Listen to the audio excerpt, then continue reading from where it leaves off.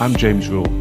Welcome to the Lonely Leader podcast, where we help existing and aspiring leaders find clarity, build resilience, drive performance, and enhance fulfillment.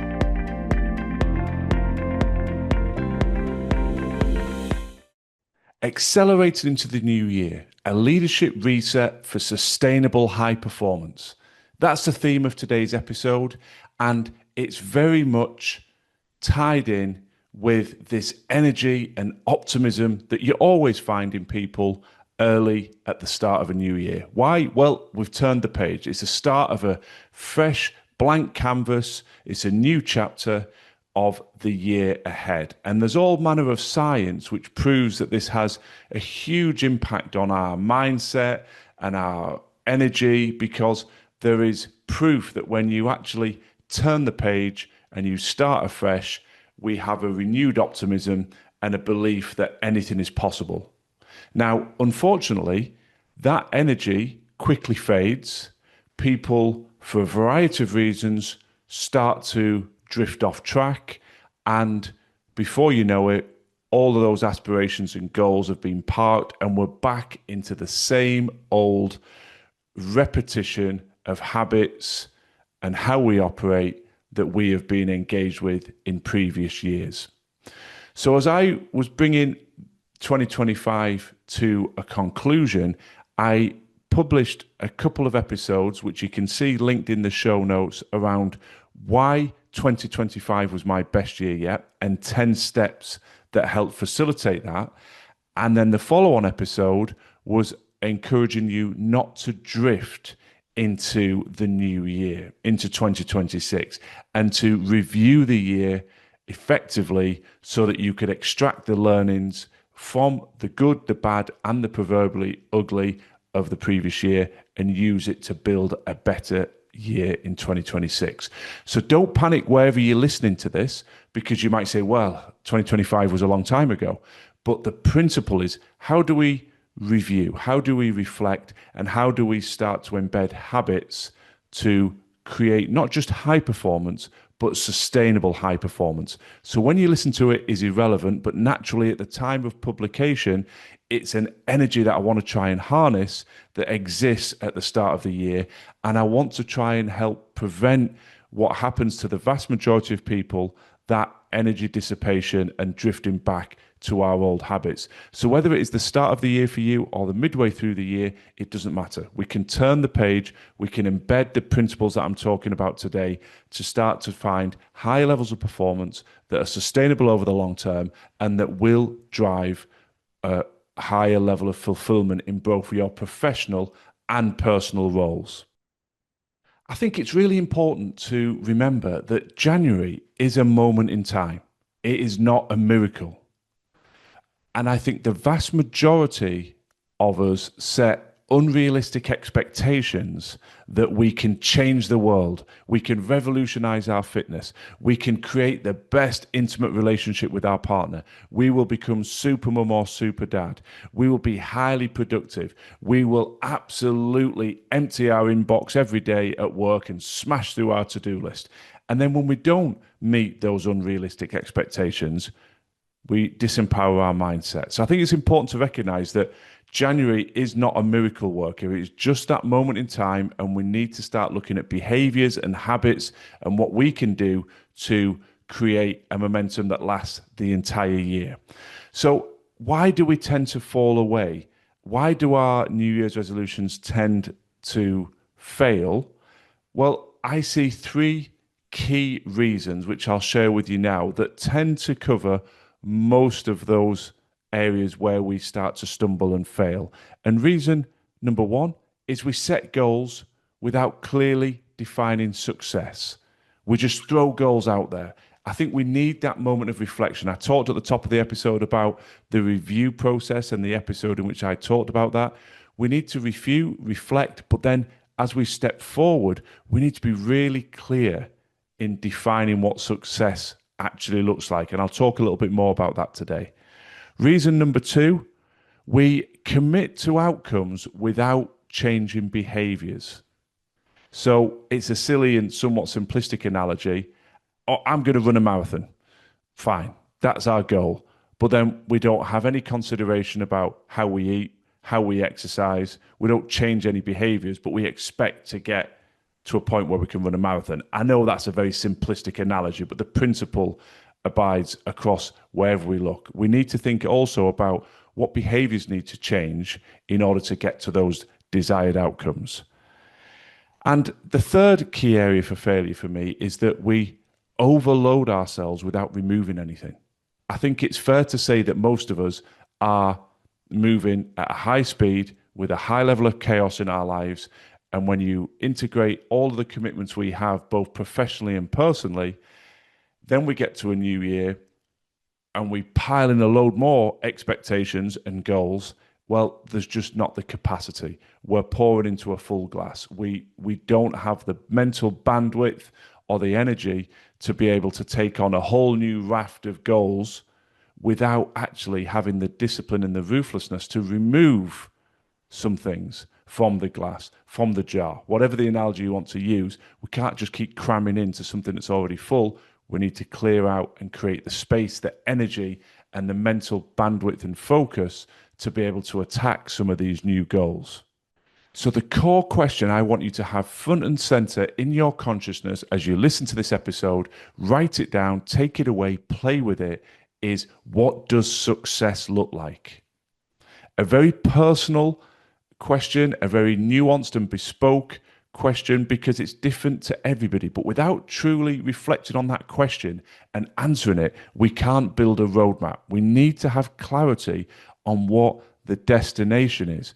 That is important. It then drives the goals, the steps, the actions, the behaviors, the habits that we create to get there.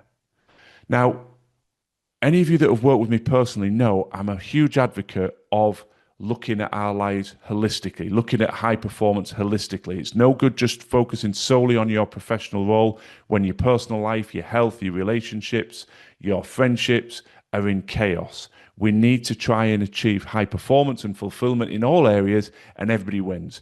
You're a better person in your personal relationships if things are going well at work, and you're better at work if things are going well in your personal relationships.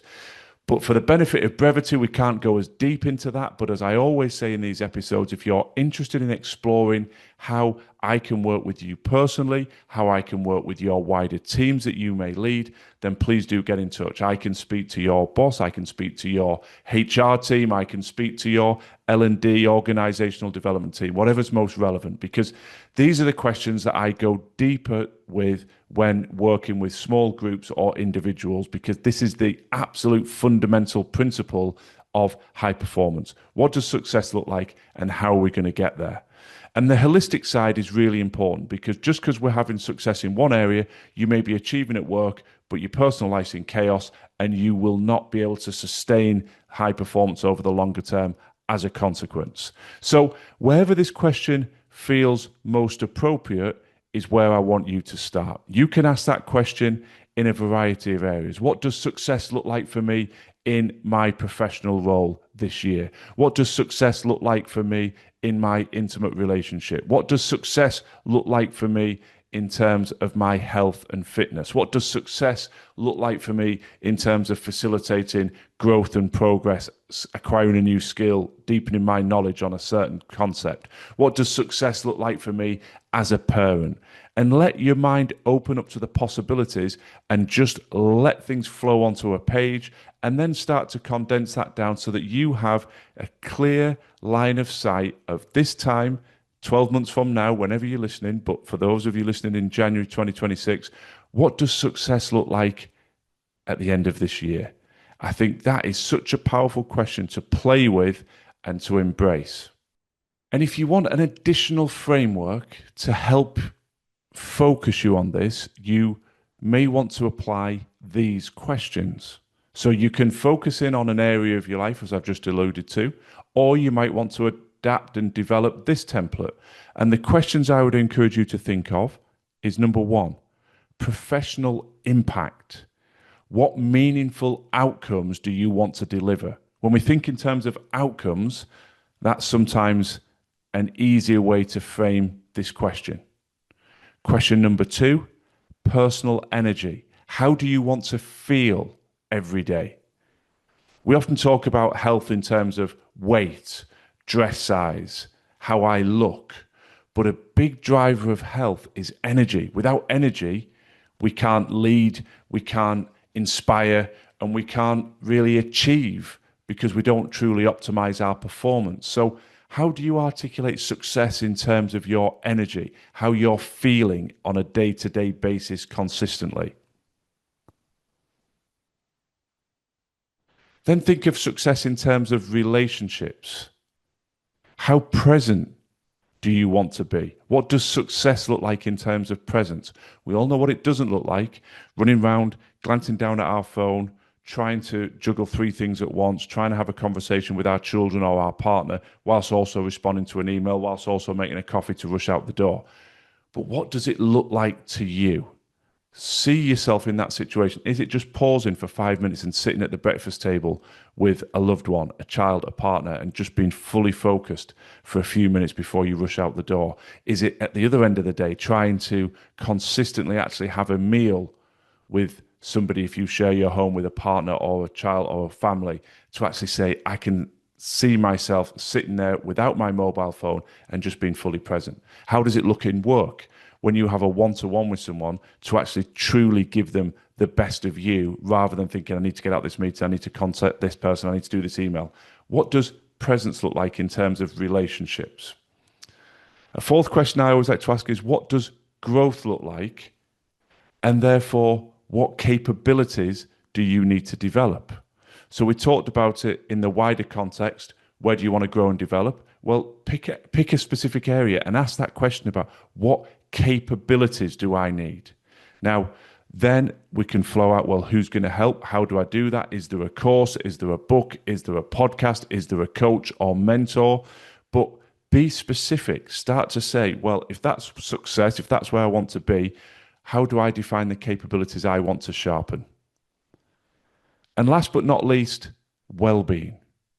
Well-being obviously has a dotted line back into energy, but if there's one area that is increasingly identified for me in my work as an underlying problem, an Achilles heel for sustainable high performance, well, it's that well-being agenda. We're just not doing enough to look after our health and well-being, mentally, physically, and as I say, this bleeds directly back into energy. But we all know deep down what success would look like, depending where you are on your journey. It will be different perhaps for an Olympian as it would be for somebody who hasn't exercised or thought about their physical health and well-being for many years. But what does success look like for you in that space? What is going to help support your longevity, your life, your ability to perform in all areas? And how will you define that across the coming year? Where would you like to be from a health and well-being point of view at the end of this year? So what we're really looking at here is intentional design. Taking the time, as we've said in the previous episodes, to review and reflect. Taking the time to play with that question, not just a tick box exercise. Oh, I need some resolutions. Well, let's just say, I'll be healthier, I'll be happier, I'll be financially better off, I'll be a better husband, full stop, the end. What does success look like is the driver to actually create something substantive that resonates, that's completely aligned with you, and that is aligned with your values and allows you to build a roadmap to start moving towards its facilitation. Now, I really like the notion of a roadmap because it feeds into my sort of mental picture of a journey, that you don't just have this miracle moment in January, everything's fixed. We have an identification of a destination, which is why the question of what does success look like is so important. And then we start to build a roadmap, knowing that we're going on a journey, aspiring to reach that destination.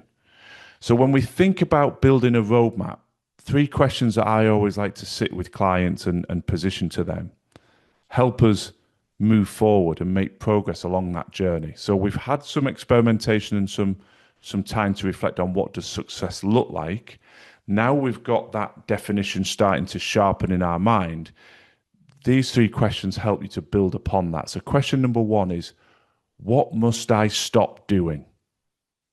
Now, when you say yes to things, it often comes at the cost of something else. It goes back to the point I made earlier. We can't just keep pouring water into an already full glass without it overflowing. So you will know where this is most relevant to you. But if you want to have better energy and health and well-being, there may be some relationships that you need to distance yourself from, for instance, some energy drainers that you must stop engaging with. What must I stop doing? Maybe certain lifestyle habits. You want to recover better, you want to have better energy, you want to perform better in all areas of your job and your life. What you might have to stop doing is doom scrolling on an evening, or falling asleep in front of Netflix, or sitting on a gaming console playing into the late evening. So what must you stop doing is a key question to ask. Question number 2, what are the critical behaviors that you're going to need to reach this destination? So not just aspirations, behaviors. What do you need to do weekly? What are you going to protect in your calendar? This question can take us down a variety of roads, but it's about you adapting this to your personal roadmap. When I sit with clients and ask these questions, there is no one size fits all. There is no immediate answer that comes back. If I simply say, what must you stop doing in order to achieve the success you've alluded to, things will start to flow. When I say, what are the critical behaviors in your opinion, things will start to flow. So don't think about whether there's a right or wrong answer. As I always say, that there is no one size fits all for this sort of growth and development. It's about you. So just tune into your own gut feel and let these questions permeate and percolate into your mind, and then let your pen move on your paper and see what jots down. And then the third question I think is important is, what are the signals of progress and momentum? So it's important to be able to identify that we're moving in the right direction, because when we sense and recognize that, it gives us more confidence. And with that confidence, we find it easier to take more action, and it becomes a self-fulfilling prophecy that we're going to get to that point. But it's a little bit like identifying markers on a journey. What are the things that you're aspiring to get to in order to confirm to yourself that you're making progress? People who've listened to a lot of these podcasts and who've worked with me know that I often use health and fitness just because it's very easy for us to process in our mind. But if we want to be running a marathon at the end of the year, we're not going to be doing that in January. We might say, well, okay, well, markers along the way is I want to be running half marathons in the summer. I want to be running 5Ks in the spring. But in the month of January, I just need to get out in my leisure gear and just have a shuffly run around the park, a jog. That's the stepping stones. And we need to say, yeah, well, I'm doing that now. So now I can pick it up. Now I need to go for a more active jog. I can increase the frequency. I can start hitting the 5Ks, etc., etc. So what are those markers? So these 3 questions, some will resonate more than others. What must I stop doing? What are the critical behaviors to help me get there?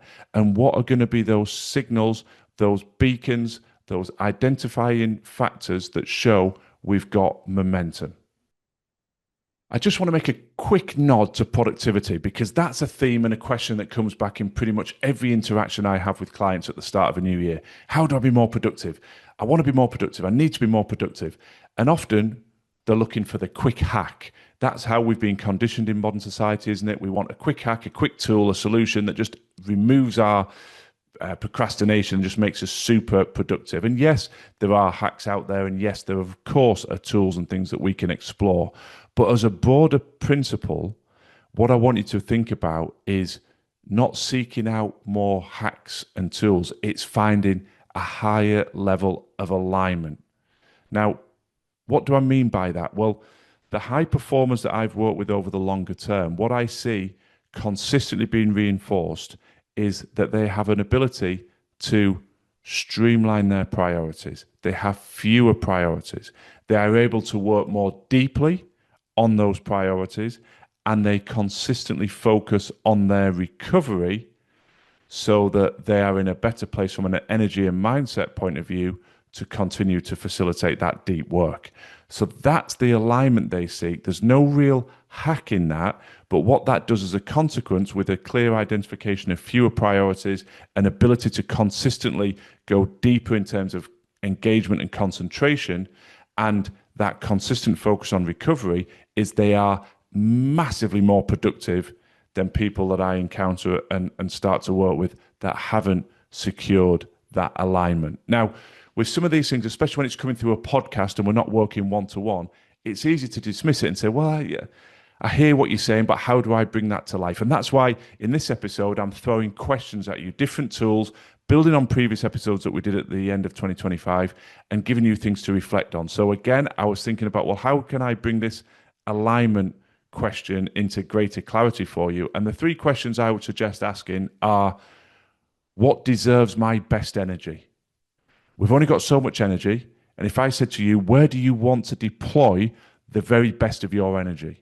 Where does that take you? It might take you into your personal life, relationships. It might take you into certain people at work, professional projects. You'll have a multitude of projects on board. But if I said, pick the one that you want your best energy to be deployed on, what comes to mind?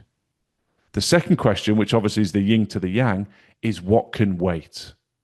Be comfortable saying, you know, if James was sitting with me now and we were having a one-to-one session, I'd be saying, this is where I want my best energy. And this is what can wait. Whether that's conversations, things in your personal life, as I keep saying, or professionally, it doesn't matter. Let your mind take you where it takes you. And a really interesting question that I like is, what am I doing out of habit rather than value? So we're all guilty of this. There are certain things we do on autopilot that actually are not serving us.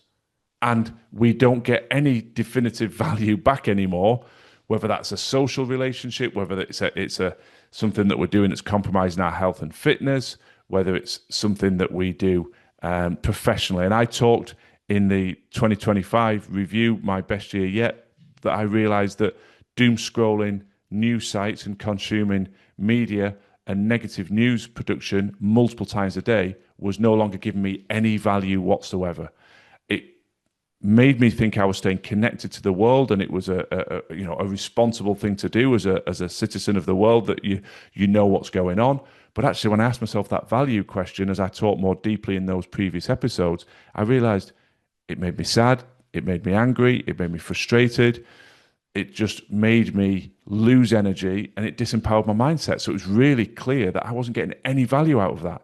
And that was a driving force in how I changed the behaviors and habits that I talked to in that episode. So another great question: what am I doing out of habit, not value? I've used the word momentum repeatedly. I think it's so important when we're making new plans at any time of the year, in any facet of our life, that we find those quick wins, that we start to build momentum. So I hope that all of these questions have resonated and that you will be able to play with them and utilize them to start building your own high performance roadmap. But if I left you with a challenge to say, just do this in the next few days after listening, make sure you've got this in place. It would be, define success clearly.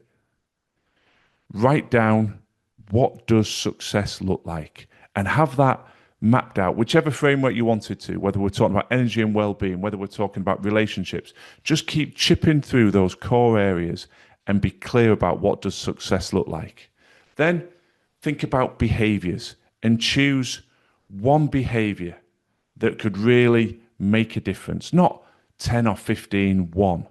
Something that you're going to really embrace and protect relentlessly in the forthcoming year. And then, what will you remove? What can you remove that no longer serves you, that's going to give you more space, more bandwidth, more energy to really attack the goals and aspirations that you're starting to shape under that banner of what does success look like?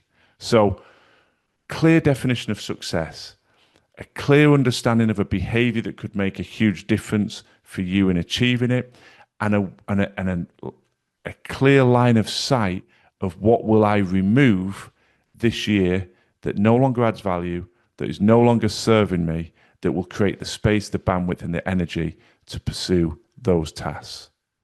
So I hope this is something that will serve you. I recognize that I've given you a fair bit of homework in this episode, but I want you to be much more conscious of how you create the roadmap that will serve you over the longer term. I want you to be in that excited, successful minority that get into February and feel energy and momentum and continue to build on that through the forthcoming months, as opposed to the frustrated majority that start out with the best of intentions, but then things happen, they start to stumble and nothing changes. I know it's very, what's the right word? Cheesy, but I've said it in multiple episodes. I say it regularly. Life is not a dress rehearsal. Time is our most precious commodity, and we can't afford to waste days, weeks, months, years drifting along on autopilot. So these questions, as I always say, don't come from any judgment with any level of patronization. It's because life's busy. We're busy. It's so easy to get stuck on autopilot, but these are the sort of questions I enjoy positioning just to force a reset, to force you to think, to be able to really clearly articulate. And if I was virtually joining you in a couple of weeks, wouldn't it be great if you could say, I've thought about this and I can clearly define success in the core areas of my life. I can clearly define some of the things I'm going to change, commitments, etc., that will free up energy. And I've got a line of sight on the behaviors that I need to really protect and the habits that I am going to build as a consequence. So I wish you the very best of luck. At this time of year, it can feel a little bit overwhelming. I'm here to help if you want to reach out and make contact with me. As I say, in multiple episodes, I work with people on an individual perspective outside of their working environment. I also work with individuals naturally as a result of being contracted through their HR teams, their learning and development teams, or their organizational development teams. So I'm open to having conversations with you about one-to-one. I'm open to having conversations with you if you're in a leadership position about how we might be able to support you as an individual, but also your wider team.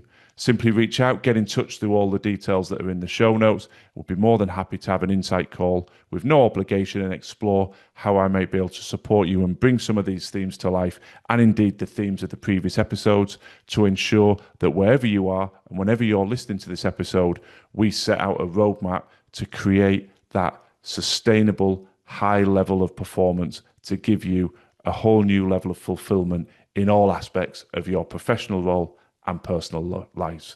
I wish you the very best of luck with it.